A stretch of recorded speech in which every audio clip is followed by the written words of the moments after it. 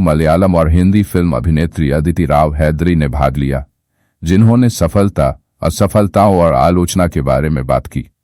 उन्होंने छात्रों से कहा कि वे अपने सपनों का पीछा करें और जिस भी क्षेत्र में वे जाएं, उसमें अचीवर बने, कभी हार न माने। I will not kid. I will say I love the fame. I love the love.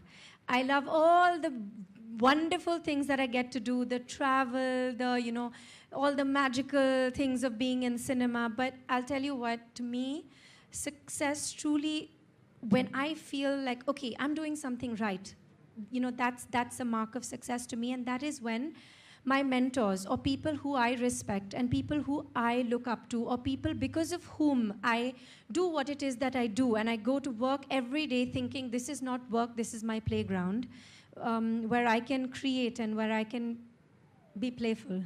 So those people who keep that little